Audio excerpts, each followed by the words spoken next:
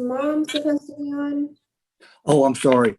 No, she's not going to be with us this morning. We talked last night and she got work problems. Okay.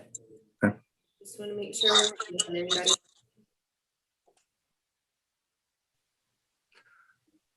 By the way, the hearing's not over, is it?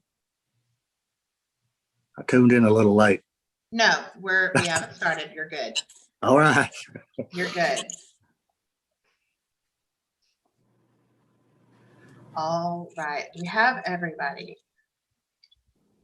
Looks like it, Judge. Okay. We're on cause number 105608-CC in the interest of LD and LD children. We are set for a permanency hearing. Yes, Judge.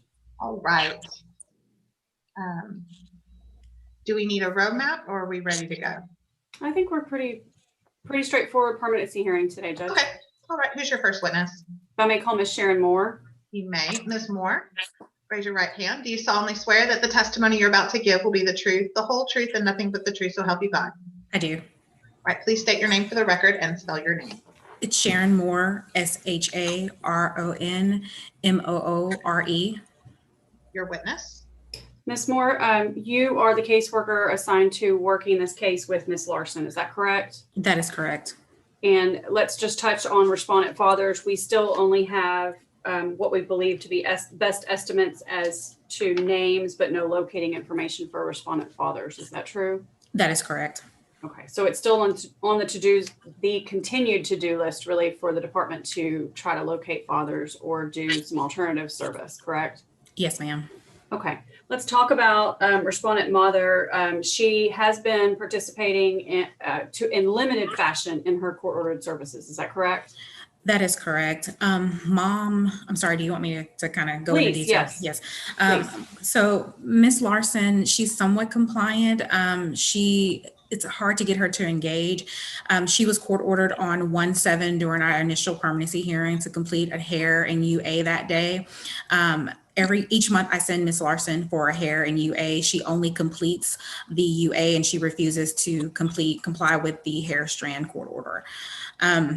She did not initiate her drug treatment until 4/15 of this year. She was released from jail on 10/30 of 2020. She did not contact me or make contact with me until our initial permanency hearing on 1/7. So she kind of got a late start with her starting her services. However, after that court hearing, I did submit a 2054 for her to start drug treatment. There was supposed schedule conflict, so she couldn't initially start with Restoring Lives because of the time the classes were happening. So then I sent her to Dallas Sigma, where she then could not complete their classes because of the time scheduling. So she is now with Restoring Lives as of 4/15. She initiated individual counseling on 1/13. However, she only completed 6 sessions, and during the month of March, she did not complete any sessions, and then she reinitiated that service on 4/24 of this year. She has not initiated domestic violence support. She has not initiated family counseling, but she cannot initiate family counseling until she has completed individual counseling. And she did initiate parenting on 4/16.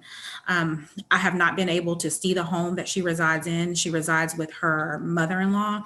I have been able to confirm that she lives with her mother-in-law. However, I'm not allowed to go to the home. That's per her and the mother-in-law. So I'm not for sure about her home environment. As far as employment is concerned, she is advising that she's employed. She submitted altered check stubs to where I cannot see her employer or verify that is actually, where her employer is. She refuses to provide me with employment information. Okay, so let's, as far as the services themselves, would you say that she is behind on her services? She is. She's significantly behind on her services. And so therefore not in compliance with the court orders? Correct. What's the difficulty when you can't see the home? How does that impact your analysis of the case? I'm unable to see her home environment to determine, if changes have been made to the home environment. And I'm not able to meet with her monthly. I've attempted to schedule to meet with her monthly. She wanted me to meet her outside of the home after hours. I scheduled the appointment with her, but she cancels those appointments. So at the beginning of the month, I usually send her a notification at the end of the month to meet me in the office. She cancels those, citing work as another reason that she can't come in. So I'm Not being able to see the home, does that limit or basically end your ability to assess whether or not the home's safe for return of the boys? yes, ma'am, it does. Okay. And part of making a recommendation for a monitored return, that's really an essential element. It is knowing whether or not the home's safe, correct? That is correct. You stated that she is completing the urinalysis drug testing. Are those drug test results positive or negative? The ones that she is completing, they are negative. However, she does not complete them every time I send her. Some of them are presumed positive due to failure to complete. Okay, so she is not at all complying with either court orders or your random drug testing request for hair strand analysis, correct? Correct. And then she's not in full compliance with your urinalysis drug test request. Is that correct? Correct. Okay. As it relates to the altered pay stubs, what do you mean when you say altered pay stubs, please? So the employer's information is whited out, so I cannot see that is an actual employer or who the employer is. So the only information that's conveyed then, I guess, perhaps are dates and perhaps Amounts. money or financial amounts. Yes, ma'am. So does that qualify, in your opinion, as a pay stub that provides you with information to confirm employment? It does not. Why is being able to confirm employment essential in your analysis of this case? To be able to determine if she has stable income and able to support financially herself and the boys. That's a big determining factor if these boys are going to be returned to her. Her criminal case is still pending, correct? Correct. And is it her husband? Correct. And his case is still pending as well? Correct. And he's residing in the home with her, and I'm not able to communicate with him, and he has not completed any recommended services that have been court ordered for him as well. Okay. Recommended for him. Recommended, not court ordered, correct? Correct. Okay. They are intending to remain together as a couple? Correct. That's what's been expressed to me by her and her mother-in-law. So while he's not a party, not being able to court order him to participate in services, but you've expressed to her the importance of his sobriety, his maintaining the same sort of safe, stable environment that she is, if we're going to consider a recommendation for return of the boys to her. That is correct. You're familiar with who her criminal defense attorney is? Yes, ma'am. And who is that? Bill Stevens. And there's been an issue made by respondent mother specifically that her defense attorney told her not to comply with the court order for hair strand testing, correct? That is correct. And have you had an opportunity to inquire specifically, not of any conversations, not the nature of any conversations, but just as to that particular instruction as to whether or not that instruction has been given? That is correct. And what did he indicate? that was not what was relayed to her. Okay. Let's talk about visitation. There was some delay in her actually having in-person visitation with the boys. Yes. And was that on the part of her or on the part of the department? As far as in person, she was court ordered virtual visits last time. And so she has not had in-person visits with the boys. Okay. Was she participating at all in visitation? Prior to the January 7th hearing, no, she was not. Do you recall why? She was not in contact with the department. And it was also something that she said would be too difficult for her, I believe, to participate in the visitations. Yes, ma'am. I think that the attorney ad litem pointed out to her that, the visitations aren't just for her benefit, aren't just, to make her feel better, but maybe her boys, maybe her babies needed to see her. Correct. Has she, since that court date, has she engaged in visitations? She has. Out of the visitations that she's been offered, she's only missed 3. And she contacted me prior to those visits and let me know that it was due to work or due to counseling session. The visits that she's been attending, are they appropriate? They are very appropriate. The boys are excited to see her. Logan reads to her during the visitations, and they are appropriate. Have you seen a change in the boys since the visitations have begun? Not necessarily a change in their behaviors, but they are excited to see mom and talk to mom weekly. Okay, let's talk about the boys individually. Landon, how is he doing? Landon is doing well academically. He is current on all dental and medical immunizations. There's still behavior concerns there. The foster parents aren't able to still take him out in public because he runs off. When he gets upset, he will dart out of the front door of the home, and just he'll have tantrums to where he's unable to be consoled for a little while. Okay. The placement is meeting his needs, They are. and you recommend that he remain in that home? Yes, ma'am. And he is placed with his brother Logan, correct? Correct. Let's talk about Logan. How's Logan? Logan also is doing well academically.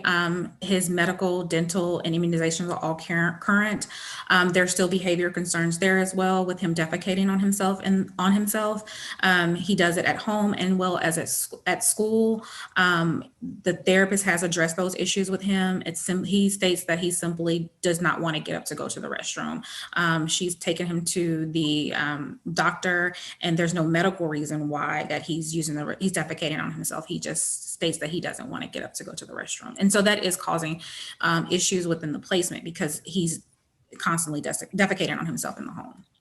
The placement that they're in is basic foster, Yes. and they are long-term motivated as far as placement. They are committed to these boys long-term, but they're not open to the option of adoption. Is that correct? That is correct.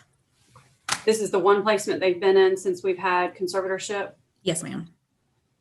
Given the nature of the boys' behaviors, the fact that these are older boys, the department is still willing to give mom the opportunity to engage in these services, correct?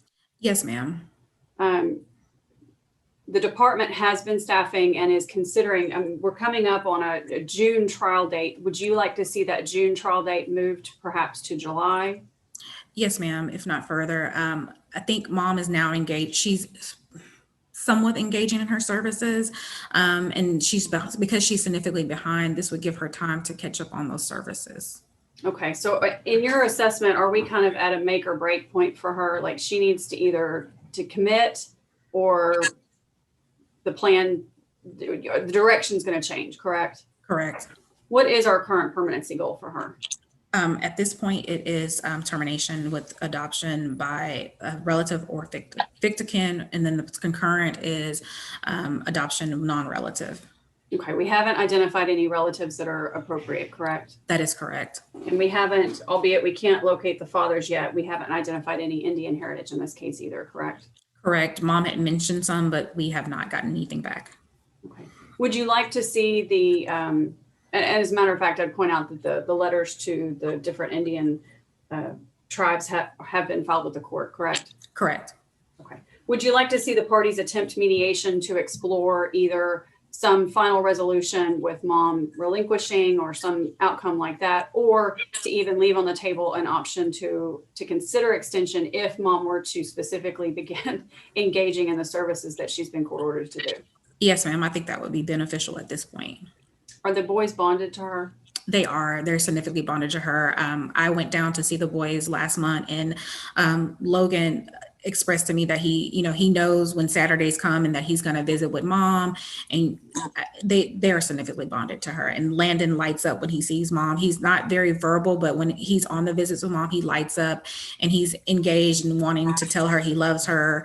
And so they do miss mom. So they are significantly bonded to her. I'm sorry. Okay. Well, I mean, that makes a difference in your analysis of, I mean, a lot of times we find ourselves, would you agree, at this point in a case, and these are little bitties, maybe not as bonded, you would maybe take a different stance, correct? Correct. Okay. Otherwise, status quo, you're not recommending any changes in the temporary orders, correct? Correct. Pass the witness. Dorsey. Have you been able to observe the visits yourself with the mother and the boys? Yes, ma'am. And have you had visits with Landon? Have you had virtual visits with Landon? Meaning individual, like with him by himself? even with both boys, have you had a virtual visit with Landon at all, even if it was with Logan? No, my visits have been with them in person. I've observed the visit with mom, but not had an actual individual virtual visit with him. And Landon has been diagnosed autistic, is that correct? That is correct. Would you agree that even observing the virtual visits with mom, that it's kind of difficult for him to pay attention? It is. However, would you believe it to be true that he's more attentive to his mother than he would be with me, who's a stranger? That is correct. Would you say that his behaviors during their visits appear to be very appropriate between him and his mother? They do. Would you say that the mother is able to redirect the children during the visits when they need to be redirected? She is. And the mother actually had the idea to read to Logan, so she provided a book, and so they kind of read together. Is that correct? She didn't provide the book. She suggested a book that he read to her, but yes. Perfect. Are you aware that I requested photos from the mother? No, ma'am, I'm not. Okay. So I requested photos from the mother, and she actually produced the photos pretty quickly, and I provided those to Logan and to Landon in 2 separate books. And the mother seemed really responsive. Is she as responsive when the department requests things from her? No, ma'am. When I request things from her, it's always a scheduling conflict for her. She has brought items to the department for Valentine's Day to be sent to the boys, and those items were sent to the boys. But other than that, she has not asked me to send any other things to them. I know that our typical standard is what's in the best interest of the children. And so I'm not really asking you a question in reference to that with what I'm about to ask you, but do you think it would be helpful for the mother to motivate her to do what she needs to do if she actually had an in-person visit with the children? Yes. However, these children are more than 4 hours away from us. Is that correct? That is correct. And would you say that this placement has gone above and beyond with the boys? And it's actually probably one of the best placements we could get from these kiddos at this time. That is correct. However, it probably would be beneficial for them to have in-person contact with their mother. Would that be correct? Yes. But do you believe that it's probably not in the best interest of these children to try to move them to a foster home that's closer to where mom is? No, ma'am, it's not. These foster parents are significantly patient with them, despite the behavioral concerns. So moving them would be very problematic, and probably at this point with placement options the way they are would probably be impossible at this point. Okay. And have you yourself had the opportunity to encourage the mother and to really try to get her to understand that the goal of the department is actually to return the children to her? With the limited contact that Miss Larson will have with me, usually it's typically via text message. I have attempted multiple times to schedule to meet with her in person to engage her, but she is not compliant with meeting with me monthly. And she usually typically only responds to me via text message and now email. Is it the department's belief that the mother is still in a relationship with her husband? That is correct. They're residing in the same home. Okay. And has the mother admitted that he is also living in that home?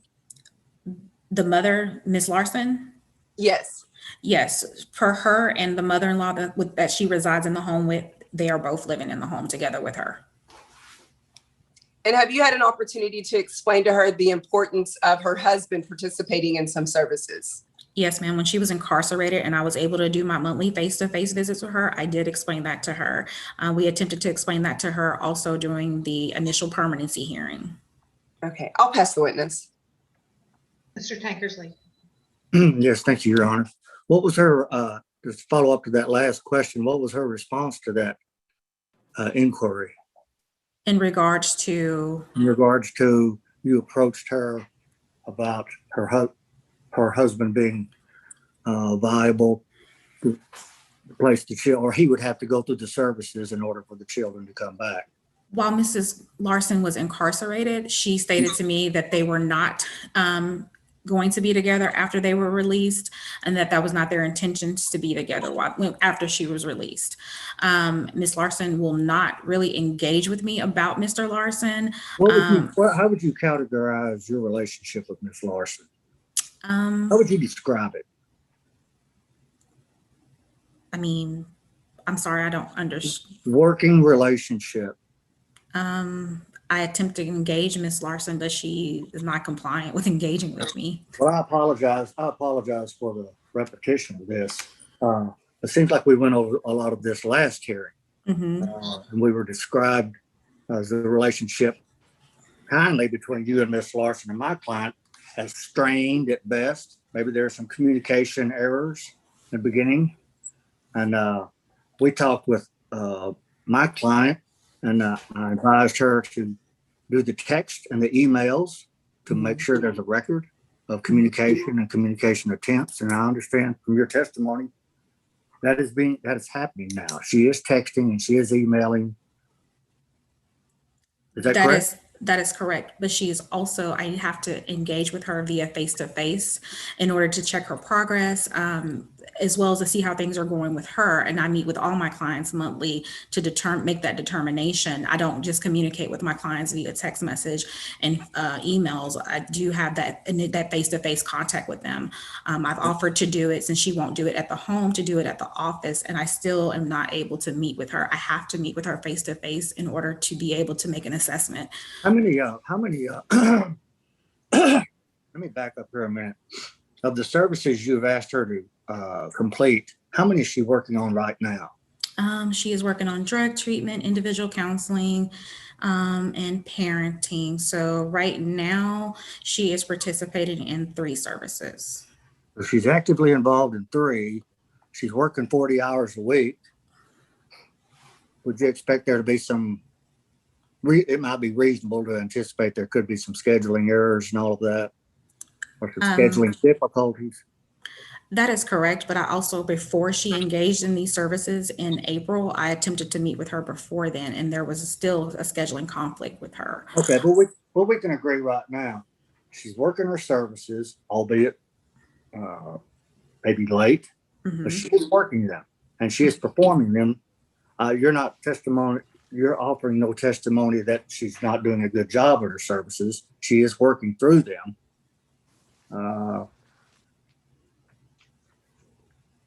So she is compliant with the service program right now, isn't she? There's no due dates. There's no due dates, are there? The dismissal date is approaching. So the due date is the dismissal date for this case. So while she is engaging in the services, she's now late engaging in those services, which has now pushed us to the point to where we are now. She was released on 10/31, and she could have initiated those services immediately after being Well, we've been released. over that testimony before of the communication breakdown between you and my client earlier on. She has 2 cases pending, this one and a criminal case. Maybe she understood Mr. Stevens, but I thought she offered quite adamant testimony before that was her understanding, not to take a hair follicle. And I'll talk with her about that. I don't have any other questions for this witness, Your Honor. There's no one else, is there? Ms. Miller? Nothing further of Ms. Moore for this morning. If I may call Ms. Buttram. All right. Ms. Buttram, please unmute. Yes. Raise your right hand. Do you solemnly swear that the testimony you're about to give will be the truth, the whole truth, and nothing but the truth, so help you God? Yes. Please state your name for the record and spell your name. Kim Buttram, KIMBUTTRAM. Right, your witness. Ms. Buttram, you're the CASA volunteer for these kiddos. Yes. Yeah. What is your assessment on how they're doing in their current placement? They're doing pretty well. Landon seems to be really adjusted to the home. He seems much more comfortable and more talkative with me. It's still very limited, but he is able to engage with me a little bit longer than at the beginning. But he seems very happy and relaxed. Logan, when you talk to him, he still seems great. He's very well spoken, very mannerly. But I've heard reports from the foster mom that he still is having issues with the hygiene and using the restroom. He is starting to, I think, get mad at his foster mom. She put him in pull-ups at the recommendation of the counselor for school. And I think he's starting to get mad at her about that, and he feels that she's trying to embarrass him. So, but all in all, it's a good foster home. They're very patient with these boys. You're satisfied with the services and the placement that the boys are in and receiving? Yes, yes. With the discussion of in-person visits for the boys and for mom, I think it's been worded as a motivator. I think that's a good way to look at that for mom. Do you believe that any of that burden for those visits should be placed on the foster family? No, they've got so much to deal with anyway. But And they're down in the Houston area, correct? yes. Would you agree that it would be probably in the boys' best interest, in the benefit of the placement for the boys' best interest, that respondent mother be expected to travel to the Houston area and engage in those visits, supervised perhaps at a department location there? I think that would be helpful. I know they are very bonded with her, like Ms. Moore said. And if it would help motivate her to complete her services and get on track, I think that would be very helpful. But as far as the actual burden, if I was to focus more on that, the travel that burden should be placed at her feet if she were to get this benefit, correct? Yes, yeah. And at this point, we're only at a point where we would be, I presume you would agree that only supervised visitation would be appropriate. Yes. And do you agree that it would be appropriate for the department to provide that supervision? Yes, I think so. I'll pass this witness. Ms. Dorsey, No questions. Mr. Tankersley, Have you gotten feedback from the foster parents about the Zoom visitations with mom? Yes, I've talked to them about that. Yeah. How have the boys acted after the Zoom visitations? At first, I think it was a little difficult because they still don't really understand why mom isn't there, and why they're in Houston.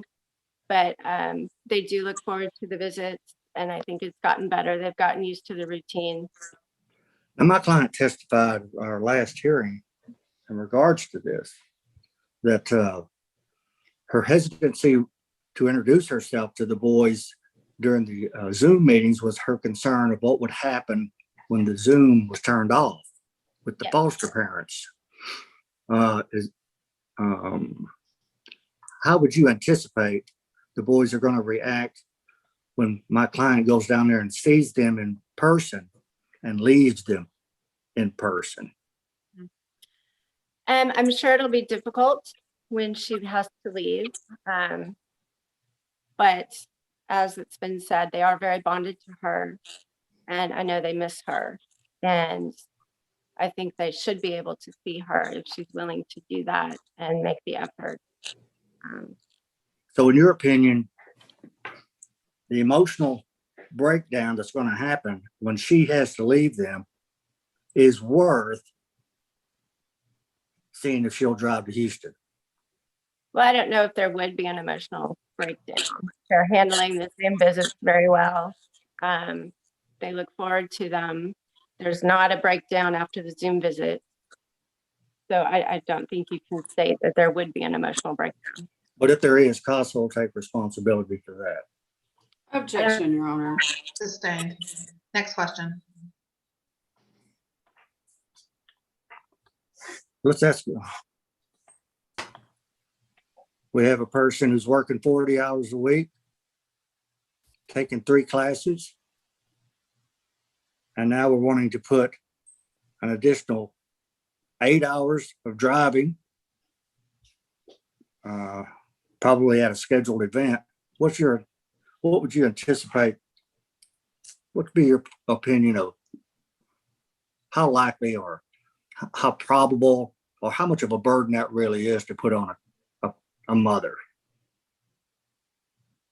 Well, I've made the same drive down there to see these kids twice, and I work and I have a lot of other stuff going on. I just think as a mother myself, it's something that I would do and I would make time for. Okay. Your experience, you've seen that work flawlessly? In your experience, you have seen that work? I'm sorry, you're cutting out. I'm sorry, I apologize. In your experience, you've seen that work pretty flawlessly? Driving to Houston. You know, when you have I a don't know job, what you your have all question these is. services, and you have all these requirements, and then you have a pending criminal case staring at you, that this would be reasonable to anticipate this is going to happen, what you're recommending, I guess. How often do you want her to go down there and see the children? I don't have a recommendation as to how often, and I'm sure that would depend on her schedule and everything else, but I think So- it's important and she make the effort. Okay. So this is all about us seeing that she's making an effort. Well, yeah, I mean, these are her children. I have no further It's not questions, Your Honor. I have no further questions. Ms. Odom. I'll rest. Mr. Tankersley, any witnesses? No, Your Honor. Ms. Not this Dorsey? time. No witnesses, just a recommendation to the court. What is your recommendation? Your Honor, I was really hoping that the mother would be here today just to encourage her. She does an amazing job during the virtual visits. I've observed probably over 5 of her visits with the kids. She's amazing at redirecting the children, engaging with the children. She's very responsive to me when I asked her for pictures. I could not imagine a mother being more appropriate with the children. And so to see that she's not doing services and not allowing CPS to come into the home is very, very disappointing. I would like to encourage her by giving her in-person visits. The reality, I think, of the situation is I don't know that this mother can get to Houston. I also understand that it maybe not be the department's responsibility for her to have access to the kids. However, I do believe that if she had an in-person visit with the kids, that maybe that would motivate her to be able to touch her babies and to get her to do what she needs to do. I think that everybody is looking for reunification at this point. If these children are not returned to their mother, I think it's going to be detrimental to their future.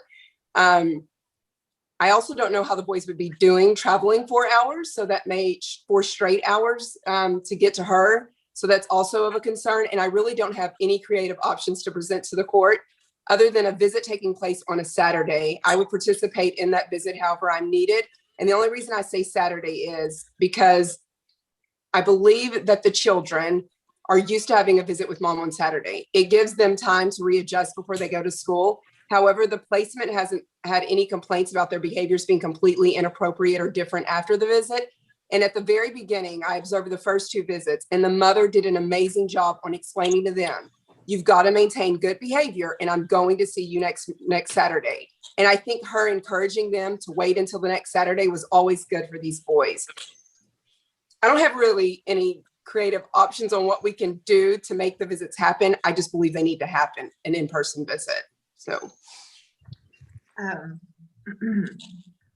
I'm assuming the department is wanting status quo for now, and then moving the trial date.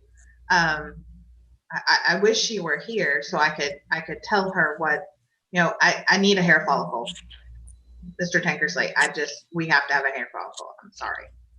And CPS needs to be able to go to the home to verify that the home is okay. The kids can't go back to a home that CPS can't go into the home.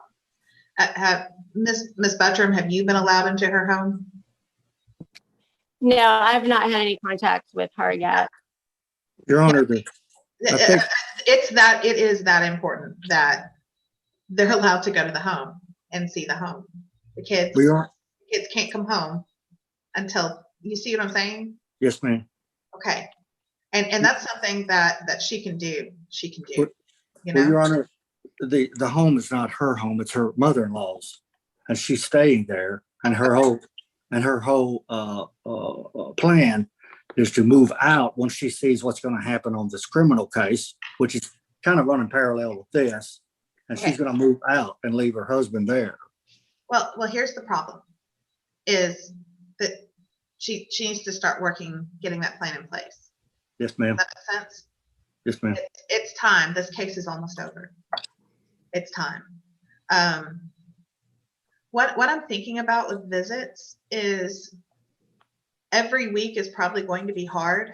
It might be like once a month she has a 4-hour visit, and those other Saturdays she has a virtual visit. Would that work?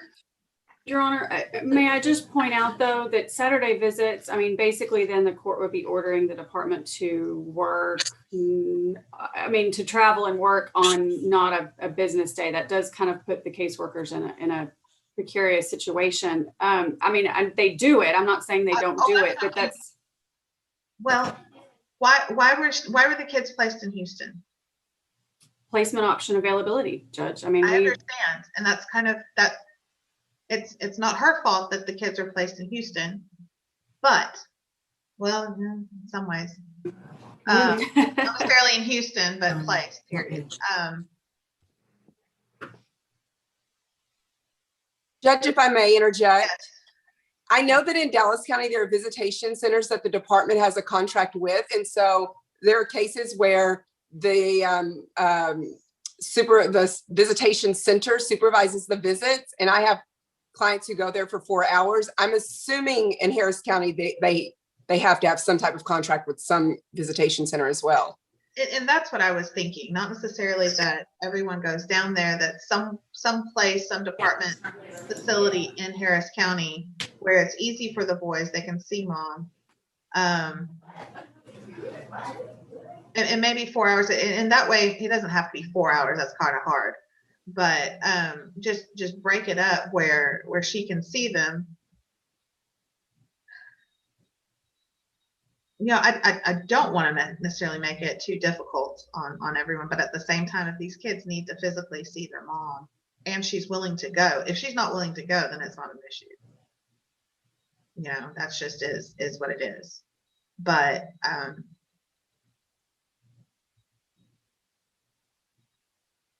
is there a facility that can be used?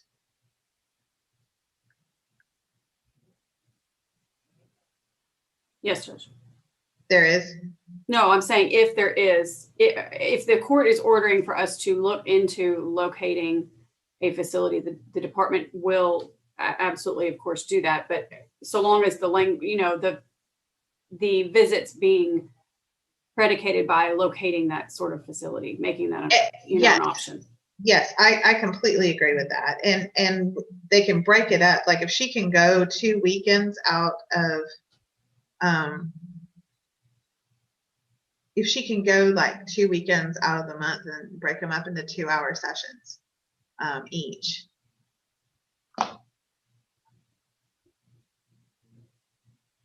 She works during the week, Mr. Tankersley, Yes, Your Honor. and she can't take off one day out of the month to see her children. I think her position there is kind of tenuous. Where does she work? I don't have the name of the company right, but I think it's in Terrell. Okay.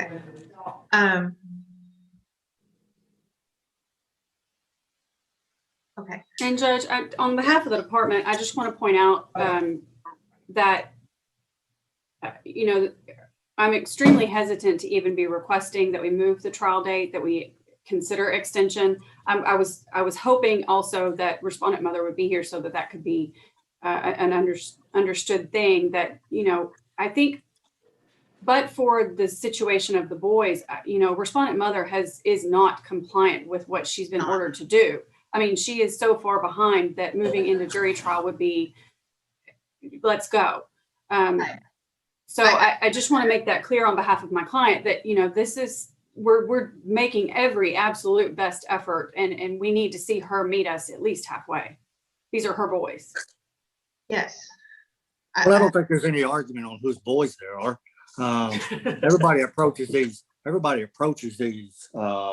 requirements of CPS and the department, differently. But No. They're not required.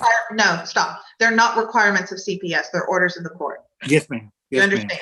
ma'am. That's the difference, and that's the problem. I misspoke. All right. So, and I think she needs to also understand that she's not just defying CPS. These are now orders of the court. She's not following the orders of the court, which could lead in termination. And that's why I wish she were here. Yes, ma'am. We're past this is what CPS wants. We're months past that.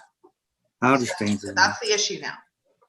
I was unable with her criminal case. She was getting mixed up in requirements, and it delayed her at the beginning of all of this. And I don't think she quite got along real well with Miss Moore, and that wasn't helpful. And it's no one's fault. I'm just saying it slowed things down. Well, okay. So we are set right now for June. Yes, ma'am. We can't. When's the dismissal date? August 2nd, I believe, Your Honor. Right now, I'm not inclined to extend this right now. She doesn't deserve an extension. I'm not today requesting an extension, Your Honor. Right. And so, and I'm just letting Mr. Tankersley know she hasn't earned an extension. She hasn't done enough. She's doing something now, but she's doing it on her terms. She's picking and choosing what she's doing. I want to see full. If we're going to extend this, then I want to see full cooperation. And that means if she can't let the department into her home, she needs to get a new place where she can. Yes, ma'am. If she's been asked to do a hair follicle test, which she's been ordered to provide, then she needs to provide that. Yes, ma'am. So those are things that she can do very quickly. What I can do as for trial date is we can move this to the July date. I have July 12th. Yes, Your Honor. And so we can push this to July 12th. The other issue that I have is we have fathers who have not been served. So we need to. I'm going to. My, publication, and we need ad items in place, especially Yes, Your Honor. we have trial dates. Yes, Your And Honor. dismissal dates coming down. Yes, Your Honor. What if y'all could get that filed very quickly? That way Yes. we can get attorneys appointed. Yes, Your Honor. Understood.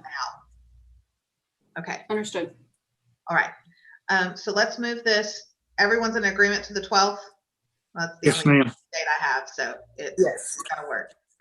I will order mediation. Your client must attend mediation.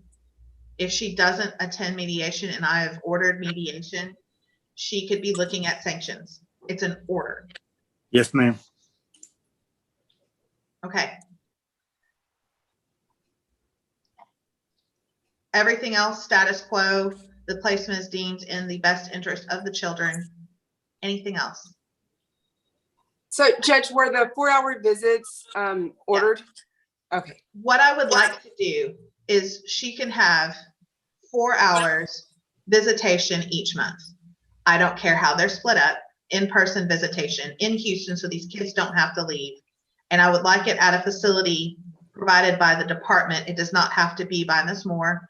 It can be provided by someone there to supervise. I would prefer the department to supervise.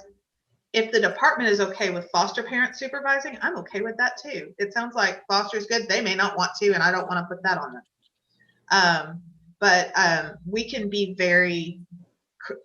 it sounds like we can be creative with, they have to be supervised. As long as it's supervised by someone the department either feels comfortable with and is signed off on, or by someone down there, I'm good with either. And so that way we can keep the flexibility, 4 hours each month in person.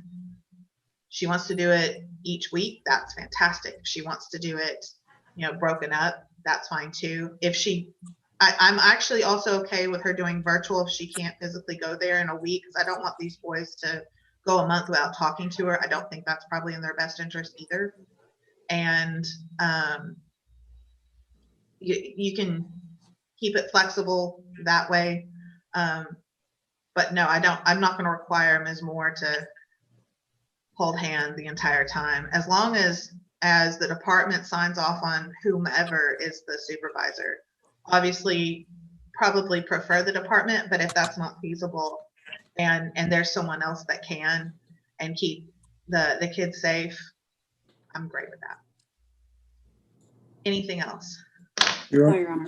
Your Yes. Honor, the goal, as was indicated, was termination and concurrently with adoption by relatives. And it was being thought about or considered about the goal would be returned to mom if she improved her performance. Right. Is that, are we going to enter that into the record or is that official? It's ready. Pardon? I think that the department's goal is reunification. Is that right? The, Or is it the termination? current goal is termination. Okay. That's their goal. That's what their No, state. the current goal is termination. Their current goal is termination. Correct. I have nothing to say on that or anything else. That's not what we're here for today. I understand. Thank you, Your Honor. All right. I'm just being as blunt and honest with you as I can be on the situation. Got it? Yes, ma'am. All right. I'd just like to have an understanding of how we can change that. That's effort. It sounds like a lot of it. All right. Yes, ma'am. Effort and better choices and just following orders. Yes, ma'am. So I am going to order mediation. Do the parties have someone that they can agree on? Otherwise, I'll just. I would propose Jenny Parks, Your Honor. Okay. Is Ms. Parks good for everyone else? I would Yes, say ma'am. if she can do it at her location that's in Rockwall, that's probably more likely for mother to be able to appear. She works in Rockwall or she lives in Rockwall? Well, she Mother- lives in Terrell. And so I know we just had another mediation where the mother lived in Terrell and apparently it was easier for her to get there. I'm just trying to figure out a way to encourage this mother to do something else. Okay. So do you want to try it? Was it David Rolfe? I mean, Jenny Parks has an office there. I'm perfect. completely not opposed to letting the mother's attorney choose whichever mediator he thinks is best for his client. Mhm. I agree. Who do you think, Luther, who do you think would be good? Well, Ms. Parks, she always does a good job and she's got a nice facility, although it be farther. I'm just not familiar with the facilities in Rockwall. I just don't know. Yeah, that's right. She does. Is it in Heath or Rockwall? Heath. Yeah. I haven't been a part of that. No. We'll just talk to Jenny. And so I'm going to order Jenny Parks as the mediator. Perfect. Anything else? No, Your Honor. No, Your Honor. All right. No, Your Honor. Okay. Trial's been moved to the 12th. Dismissal date is the same. And everything else remains the same. All orders previously ordered are still in effect and the placement is in the best interest of the children. And we're going to do a combination of virtual and in-person visitation if mom participates. All right. Yes, ma'am. May Anything we be else? excused? No, Your Honor. Thank you. Yes, you may. Thank you. Thank you. To be excused, Your Honor. Thank you.